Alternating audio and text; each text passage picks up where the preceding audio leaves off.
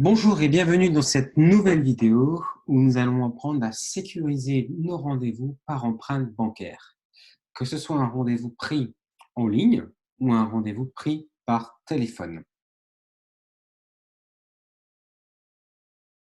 Avant de commencer, on va voir les aspects paramétrage qui sont nécessaires avant de mettre en place l'empreinte bancaire. Alors, allez donc sur le menu paramétrage ici, puis cliquez sur paiement en ligne et carte cadeau dans la section site en ligne. Sur cette section paiement en ligne, vous avez une première chose à faire, c'est à déclarer vos informations de paiement. Globalement, c'est votre code bancaire. Puisque Calendez va créer un compte en ligne où vont être versés tous ces paiements en ligne, à un moment, vous aurez besoin de verser ces paiements de votre compte en ligne vers votre compte bancaire. Donc, les informations que vous avez à remplir dépendent du type de structure. Est-ce que vous êtes en auto-entreprise ou est-ce que vous êtes en société? Si vous êtes en auto-entreprise, vous aurez juste à remplir la section représentant, nom, prénom, date de naissance, adresse du gérant et bien sûr le compte bancaire. Vous pouvez en mettre plusieurs, mais il n'y en a qu'un qui est principal.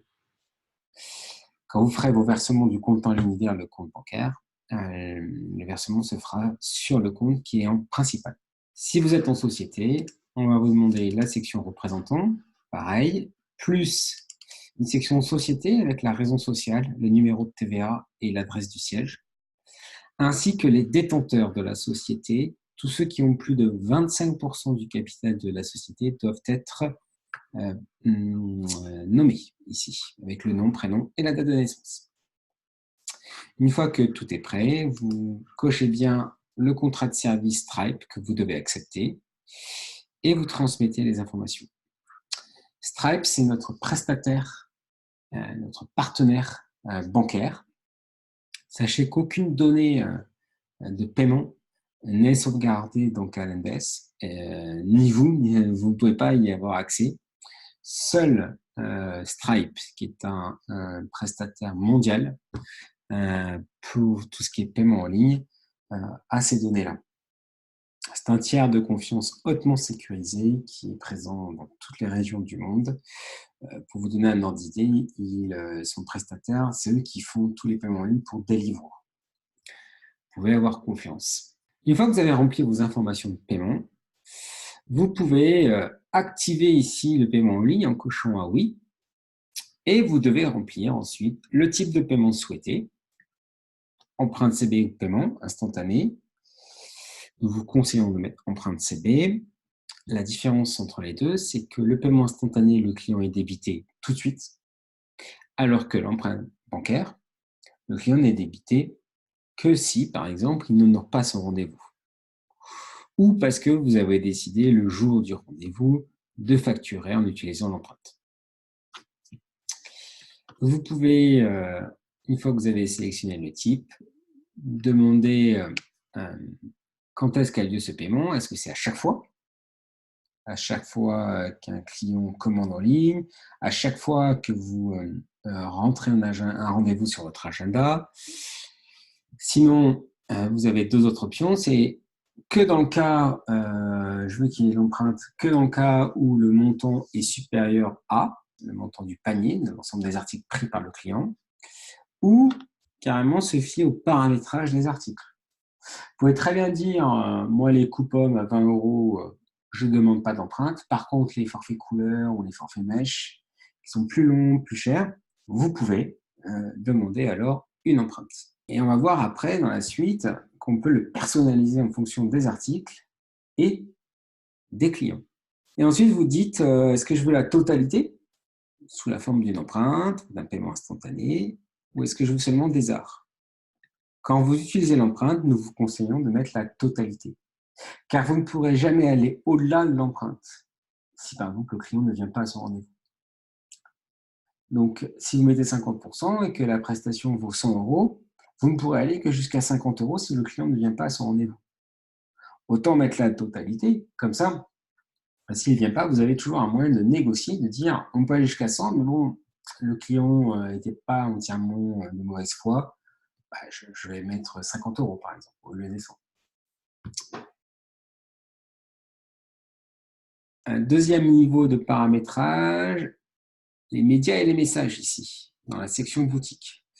Si vous voulez mettre en place le prépaiement lors de rendez-vous pris par téléphone, vous allez devoir paramétrer les messages qui sont envoyés aux clients une fois le rendez-vous posé sur votre agenda. Donc, vous pouvez dire dans la section email et dans la section SMS, est-ce que vous activez les messages de versement d'art ou de prise d'empreinte bancaire lors d'une prise de rendez-vous par téléphone. Troisième niveau de paramétrage, sur chaque article,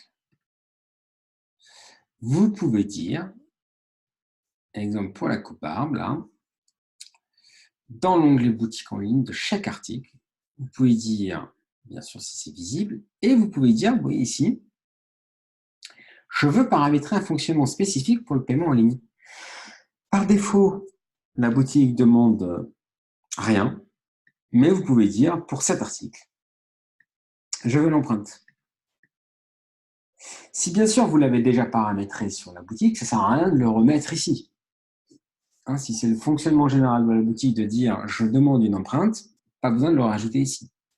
Par contre, si vous voulez dire oui, par défaut, je demande l'empreinte, mais pour cet article-là, précisément, je ne demande rien, alors il suffira ici de mettre oui à fonctionnement spécifique et de dire non, je n'active pas le paiement en ligne pour cet article. Mais c'est bien par rapport au fonctionnement général que vous avez défini sur la boutique, ce qu'on vient de voir juste avant. Donc voilà, vous pouvez avoir un fonctionnement générique, il faut raisonner par rapport à la boutique. Ensuite, on peut décliner ça sur des articles avec des fonctionnements spécifiques et pareil sur les clients. Quatrième niveau de paramétrage, sur les clients. Pour des clients, c'est un peu la même chose que pour les articles. Vous pouvez dire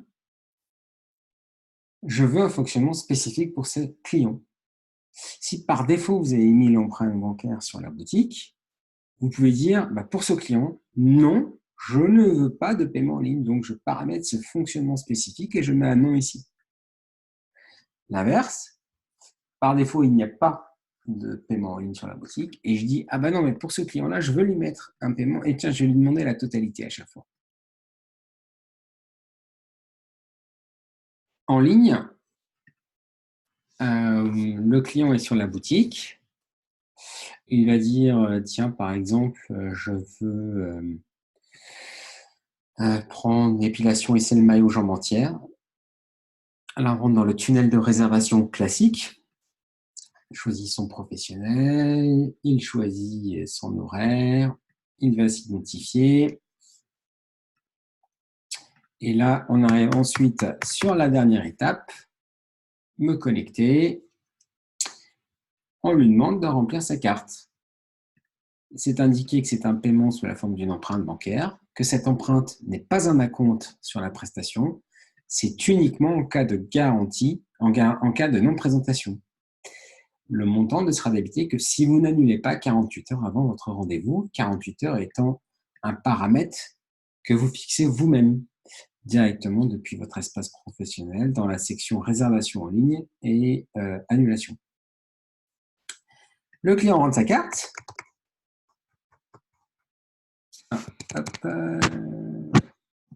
C'est une carte de test. Vous pouvez mettre un message et vous validez. Le rendez-vous est confirmé.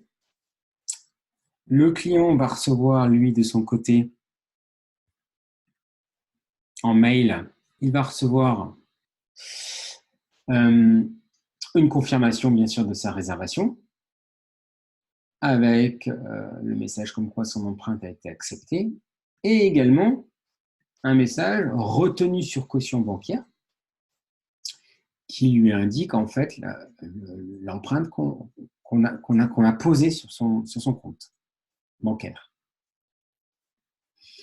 Côté Espace Pro, vous recevez le rendez-vous ici, à valider, il suffit de cliquer dessus.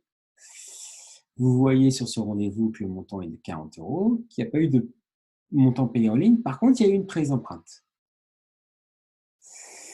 Vous pouvez refuser ou accepter. Si vous acceptez, le rendez-vous passe à l'état normal. Vous n'avez plus qu'à cliquer sur le rendez-vous et vous voyez dans l'encart règlement la prise d'empreinte ici. Ensuite, il y a 2 cas de figure. Si le client vient à son rendez-vous, vous pouvez encaisser avec les moyens de paiement de votre choix. L'empreinte bancaire va être effacée. Vous encaissez en espèces, en chèque, comme vous souhaitez. Vous pouvez aussi utiliser l'empreinte pour facturer. Cliquez sur le bouton ici, vous faites payer et vous utilisez la carte bleue. Vous n'avez plus besoin de demander quoi que ce soit à votre client, ce qui est assez génial parce que finalement, le client a l'impression de ne plus rien payer en fait. Une fois que votre prestation est réalisée, vous lui dites au revoir et c'est fini. Deuxième cas de figure, le client ne vient pas à son rendez-vous, et bien là, vous pouvez, en recliquant ici, débiter la carte du client. Vous ne pourrez aller que jusqu'à 40 €. Hein. Vous ne pourrez jamais aller au-delà, mais vous pouvez faire moins si vous décidez, par exemple, de faire un geste commercial à votre client. Et maintenant, on va voir la prise d'empreinte bancaire par téléphone. Votre client vous appelle. Il vous dit je voudrais venir vers 15 h pour une coupon. Vous renseignez le client. Là, en fonction du client que vous prenez, s'il y a une adresse mail et que vous avez mis, vous vous rappelez dans le paramétrage sur les messages que vous vouliez envoyer par mail le prépaiement, alors vous allez voir cette case à cocher. Pareil, s'il a un téléphone et que vous avez mis OK pour les prises d'empreintes via SMS. En faisant ça, quand vous enregistrez, vous voyez que c'est différent. Le rendez-vous passe dans un état assuré bleu ciel, ce qui veut dire qu'il y a un prépaiement qui a été demandé et que vous attendez la réponse du client. Le client, lui, reçoit sur sa boîte mail le message lui indiquant que oui, on a bien pris en compte qu'il voulait prendre rendez-vous à 16 h mardi, qu'il pouvait annuler jusqu'à 48 heures avant son rendez-vous et que sans retour de sa part pour finaliser la réservation, le rendez-vous sera supprimé. Et que ce qu'on va lui demander, c'est une empreinte qui n'est pas un acompte, uniquement une garantie en cas de non-présentation. Le client clique sur le bouton ici. Le client clique sur le bouton et ça l'amène directement sur la page de confirmation du rendez-vous avec la carte bleue à saisir. Il saisit sa carte bleue. Il peut mettre un message. Le rendez-vous est validé. Il va recevoir sa confirmation de rendez-vous, sa retenue sur caution bancaire, comme pour un rendez-vous en ligne. Et vous, de votre côté, qu'est-ce qui se passe?